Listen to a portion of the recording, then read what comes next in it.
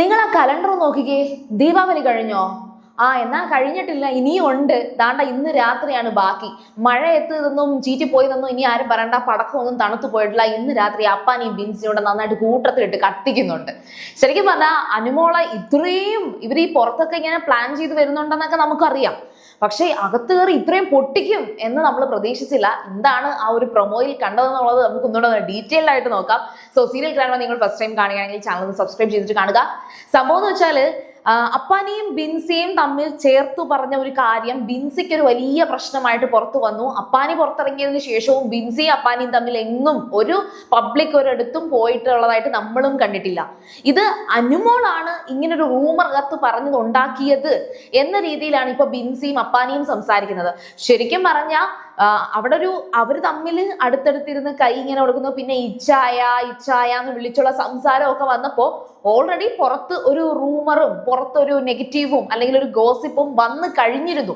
പുറത്ത് ഓൾറെഡി വന്നതിന് ശേഷം പക്ഷെ ഇതൊന്നും അകത്തിരിക്കുന്നവർ അറിയുന്നില്ല. അനുമോൾ ആ സമയത്ത് ഇങ്ങനെ പറയുന്നുണ്ട്, ഇത് ഇങ്ങനെ പോയാൽ ഇതൊക്കെ പുറത്ത് ആൾക്കാർ കാണുമ്പോൾ എന്ത് പറയും. അത് അനുമോളുടെ സദാചാര സർട്ടിഫിക്കറ്റ് ഓൾറെഡി അനുമോൾ ആ സർട്ടിഫിക്കറ്റ് എടുത്ത് വെച്ചേക്കുകയാണ്. അപ്പൊ അനുമോൾ അത്തരത്തിലൊരു കാര്യം പറഞ്ഞിട്ടുണ്ട്. പിന്നെ ഒരു ദിവസം അപ്പാനിയും അക്ബറുമായിട്ട് ഒരു വലിയ വഴക്കുണ്ടായ ദിവസം, ഈ ബിൻസി എവിക്റ്റ് ആയ ദിവസം ബിൻസിയുടെ പേര് പറഞ്ഞ്, അതായത് നിങ്ങൾ കാരണമാണ് ഇവിടുന്ന് ഒരു പെൺകൊച്ചു പുറത്തു പോകേണ്ടി വന്നത് എന്ന് പറഞ്ഞിട്ട് പറഞ്ഞ കാര്യം അത് പുറത്ത് വലിയൊരു ഇമ്പാക്റ്റ് ഉണ്ടാക്കി. അത് ഏറ്റുപിടിച്ച് കുറെ അധികം കമന്റ്സുകളും കുറെ വീഡിയോകളും വന്നതോടുകൂടി ബിൻസി എവിക്റ്റ് ആയത് അപ്പാനിയുമായിട്ട് ഇങ്ങനെ ഒരു കോംബോ ക്രിയേറ്റ് ചെയ്തത് കൊണ്ടാണ് എന്ന് വന്നു. അപ്പൊ അതിന്റെ ദേഷ്യം തീർക്കാൻ വേണ്ടി തന്നെയാണ് ബിൻസി തിരിച്ചു വന്നത്. പക്ഷെ അപ്പാനി ഇന്നലെ വന്നിട്ടും ഇതുവരെയും ഒന്നും മിണ്ടിയിട്ടില്ലായിരുന്നു. എന്നാൽ ഇന്ന് രാത്രി ബിൻസിയും അപ്പാനിയും തമ്മിൽ പ്ലാൻ ചെയ്തതാണോ എന്ന് എനിക്കറിയില്ല. ഏതായാലും പ്രൊമോയിൽ കാണുന്നതെന്ന് വെച്ചാൽ ഇവർ രണ്ടുപേരും വലതും ഇടതുമായിട്ട് നിന്ന് അനുമോളോട് നീ എന്നാ ഈ പറയുന്ന അനീഷിനെ, അതായത് അനുമോള് അനീഷിനെ പിന്നെ എങ്ങനെയാണ് ചാക്കിലാക്കിയത് എന്നുള്ള ഒരു രീതിയിൽ സംസാരിക്കുന്നുണ്ട്. ഓൾറെഡി ശൈത്യ പച്ചയ്ക്ക് പലയിടത്തും വെച്ച് നാറ്റിച്ച കേസാണിത്. അതായത് അനീഷിനെ കണ്ണും കലാശവും കാണിച്ച്, അങ്ങനെ ഒരു ഡയലോഗ് പറയാനുള്ള, കണ്ണും കൈയും കാലും കലാശവും ഒക്കെ കാണിച്ചിട്ട് വശീകരിക്കാന്നൊക്കെ, അതേപോലെ അനുമോൾ അവിടെ ചെയ്തിട്ടുണ്ട് എന്ന് പലതവണ ശൈത്യയോടെ പറഞ്ഞു കഴിഞ്ഞു. ബിൻസി ഇത് തന്നെ കുത്തിപ്പൊക്കിക്കൊണ്ട് ബിൻസിയും അപ്പാനിയും സംസാരിക്കുകയാണ്. അപ്പോൾ ഉടനെ അനുമോൾ വിട്ടുകൊടുക്കുന്നില്ല. അനുമോൾ പിന്നെ ഒരു കാര്യവും സമ്മതിച്ചു കൊടുക്കില്ല. അപ്പൊ അനുമോൾ പറയുന്നുണ്ട്, നിങ്ങൾ അവിടെ ഇരുന്ന് കൈപിടിച്ചുകൊണ്ടിരുന്ന് സംസാരിച്ചില്ലേ എന്ന് പറയുമ്പോഴത്തേക്കും അക്ബർ കിട്ടിയ അവസരമാണ്. കാരണം അക്ബറും അനുമോളും അനീഷും ഒക്കെയാണ് ഇപ്പൊ ബിഗ് ബോസ് ഹൗസിനകത്ത് ഫൈറ്റ് ചെയ്തുകൊണ്ടിരിക്കുന്നത്.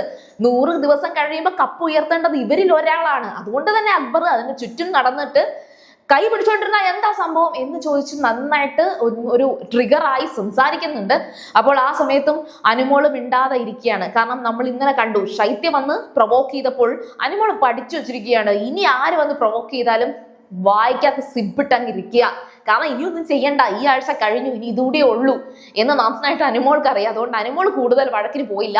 പക്ഷെ ഈ തക്കത്തിന് ബിൻസി ചാടി കയറി ഭയങ്കരമായിട്ടും ഇന്നലെ ശൈത്യ ചെയ്തതിനും വലിയൊരു റിയാക്ഷൻ അവിടെ കാണിക്കുന്നുണ്ട്. അതായത് നിന്റെ കഴിവ് കൊണ്ടൊന്നും അല്ല നീ ഇവിടെ നിൽക്കുന്നത്, പുറത്ത് നീ കാശ് എണ്ണി കൊടുത്തിട്ടല്ലേടി നീ ഇവിടെ നിൽക്കുന്നതെന്ന് ചോദിച്ചിട്ട് ശൈത്യല്ല ബിൻസി അനുമോളുടെ നേരെ കത്തിക്കയറുകയാണ്. ഇത് കേട്ടുകൊണ്ട് അക്ബർ അവിടെ കൈയും കൊട്ടി നടക്കുന്നുണ്ട്. അപ്പോ അനുമോൾ ഇവിടെ നിൽക്കുന്നത് കഴിവുകൊണ്ടല്ല. എന്നാ ബിൻസി കൊച്ചിന് എന്നാ അകത്ത് നന്നായിട്ട് ഗെയിം കളിച്ച് പുറത്ത് കാശ് കൊടുത്ത ഇതേണക്ക് നിന്നൂടായിരുന്നോ? ബിൻസി ഉൾപ്പെടെ എല്ലാവരും PR കൊടുത്തിട്ടുണ്ട്. അനുമോളുടെ ഗെയിം സ്ട്രാറ്റജിയും അനുമോൾ മാക്സിമം യൂട്ടിലൈസ് ചെയ്യുന്നുമുണ്ട്. അത് അനുമോളുടെ ഗെയിം. അവിടെ ഈ പറയുന്ന കണക്ക് ഒരു നന്മമരമാകാനോ സദാചാരം കളിക്കാനോ, അത് ഏത് തരത്തിൽ അവർ ഗെയിം കളിക്കുന്നു അത് അവരുടെ ഗെയിമാണ്. പിന്നെ ഈ പറയുന്ന PR, അതായത് ഈ കാശ് കൊടുത്ത് ഈ പ്രൊമോഷൻസ് ചെയ്യുന്നത്, അതിലൂടെ ആർക്കും വോട്ട് മറിക്കാൻ കഴിയത്തില്ല. പിന്നെ ഈ ബിൻസി പറയുന്ന കണക്ക് നിന്റെ കഴിവ് കൊണ്ടല്ലടി എന്ന് എടുത്തു പറയുന്നുണ്ടല്ലോ. ശരിക്കും പറഞ്ഞാൽ അനുമോളുടെ കഴിവ് കൊണ്ട് തന്നെയാണ് സത്യം ഈ പറയുന്ന പ്രേക്ഷകരുടെ അത്രയും പേരുടെയും ഭൂരിപക്ഷം കിട്ടിയിട്ടുള്ളത്. അത് PR മാത്രം, അല്ലെങ്കിൽ PR മാത്രം കളിച്ചതുകൊണ്ട് ഒരിക്കലും അനുമോൾക്ക് ഇവിടം വരെ എത്താൻ കഴിയില്ല. അനുമോളുടെ കണക്ക് തന്നെ PR എടുത്തവരായിരുന്നല്ലോ ഈ പറയുന്ന അപ്പാനി ആയിക്കോട്ടെ അല്ലെങ്കിൽ ബിൻസി ആയിക്കോട്ടെ. ബിൻസി അതിനകത്ത് എന്താ ചെയ്തത്? അപ്പൊ അവർക്ക് ആ കഴിവും ഇല്ല, പിന്നെ അതുപോലെ PR കറക്റ്റ് ആയിട്ട് കൊടുത്തില്ല. ഇത് തന്നെയാണ് സത്യം. അപ്പോൾ അനുമോളിനെ മാത്രം ടാർഗറ്റ് ചെയ്തിട്ട് ഇവരുടെ എല്ലാവരുടെയും ഇപ്പോഴത്തെ ആവശ്യം എന്ന് വെച്ചാൽ ഇവരൊക്കെ ഔട്ടായി പോയത് അനുമോള് കാരണമാണ്. അല്ലാതെ ഞങ്ങൾ കളിക്കാഞ്ഞിട്ടൊന്നുമല്ല, ഞങ്ങൾക്ക് നല്ല ഗെയിം സ്ട്രാറ്റജി ആയിരുന്നു, ഞങ്ങളായിരുന്നു ബെസ്റ്റ്. എന്റെ അഭിപ്രായത്തിൽ ഇവിടെ വന്ന് നന്നായിട്ട് ഗെയിം കളിച്ച് നല്ല രീതിയിൽ എല്ലാ കാര്യങ്ങളിലും നിന്നിട്ടും ഔട്ടായി പോയി എന്ന് തോന്നിയ ഒരേ ഒരു അൺഫെയർ എവിക്ഷൻ എന്ന് പറയുന്നത് അത് ആര്യനാണ്. ആര്യൻ പോകരുതായിരുന്നു. ആര്യനെ മാത്രമാണ് എനിക്ക് അക്കാര്യത്തിൽ വിഷമം തോന്നിയിട്ടുള്ളത്. ആര്യന് മാത്രമേ ആ ഒരു വാക്ക് അവിടെ ഉപയോഗിക്കാൻ പറ്റത്തുള്ളൂ.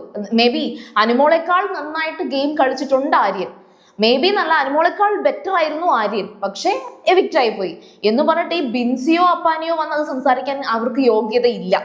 അപ്പോൾ ഏതായാലും ശരി, നിങ്ങൾ നിങ്ങളുടെ കമന്റ്സുകൾ പറയാം, നിങ്ങളുടെ അഭിപ്രായങ്ങൾ പറയുക. സീരിയൽ ഗ്രാൻഡ്മ ഫസ്റ്റ് ടൈം കാണുകയാണെങ്കിൽ ഉറപ്പായിട്ടും ചാനൽ ഒന്ന് സബ്സ്ക്രൈബ് ചെയ്തിട്ട് കാണുക. വീഡിയോ ഇഷ്ടപ്പെട്ടാൽ ലൈക്ക് ചെയ്യുക, കമന്റ് ചെയ്യുക, ഷെയർ ചെയ്യുക. അപ്പോൾ ഞാൻ പോയി വരാം. ബൈ.